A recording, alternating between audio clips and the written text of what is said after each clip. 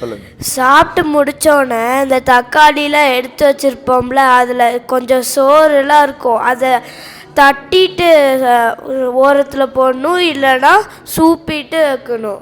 Very good. அப்புறம் யார் சாப்பிட்டு முடித்தோடனே உங்கள் தட்டில் குட்டி குட்டி சோறு நிறையா இருக்கும், அவங்க வாழ்க்கை முழுக்க சோறோட அருமை தெரியாமல் வாழ்ந்துட்டுருக்காங்கன்னு அர்த்தம்.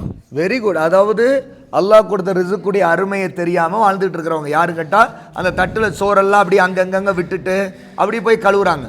இந்த மாதிரி சில பிள்ளைங்க செய்கிறீங்க. அதை தான் நாங்கள் தனியாக ஆள் போட்டு யார் தட்டை காட்டி காட்டி போகணுன்னு ஏன் சொல்லியிருக்கிறோன்னா இதுதான். அதுக்கு வாலண்டியர் நின்றுட்டு இருக்கிறாங்க. தட்டை காட்டாமல் போய் கழுவக்கூடாது. இதுலேயும் சிலர் திருட்டுத்தனமாக தட்டை காட்டாமல் தப்பிக்கிறதுக்காக வேறு வழி சந்து புந்து ஏதோ கிடைக்குமா அப்படி கூட்டத்தில் அப்படி உள்ளே பூந்து போயிடலான்லாம் பார்க்குறவங்க இருக்கிறாங்க. அவங்களையும் நாங்கள் பார்த்து சொன்னோம். அதனால் அந்த மாதிரி செய்யக்கூடாது. அவங்களுக்கு அல்லாஹ் கொடுத்த ரிசுக்குடைய அருமை தெரியலன்னு அர்த்தம்.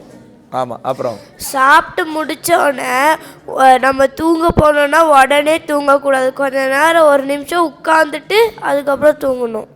இது நாம் சொன்னது. அதாவது சாப்பிட்டோடனே படுக்க வேணான்னு.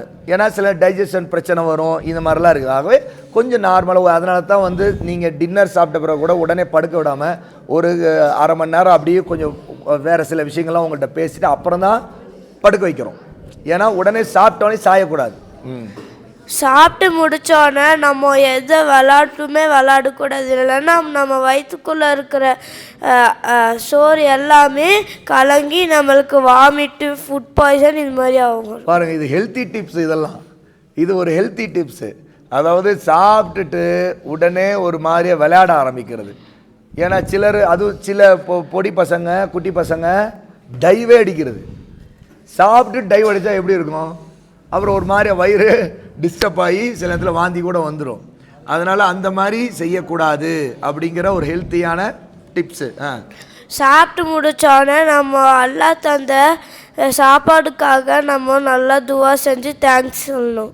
அல்ஹம்துலில்லாஹ், மாஷா அல்லாஹ், அல்ஹம்துலில்லாஹ். அது என்ன துவாங்கிறத யாரோ மற்றவங்க அடுத்து வரும்போது சொல்லுங்கள் இன்ஷா அல்லாஹ். அல்லாஹ்வுக்கு நன்றி செலுத்தணும். ஓகே, குட், மாஷா அல்லாஹ். மர்சூக் அழகாக சொன்னாங்க. பாரக்கல்லாஹ், ஜஸாக்கல்லாஹு கைரா.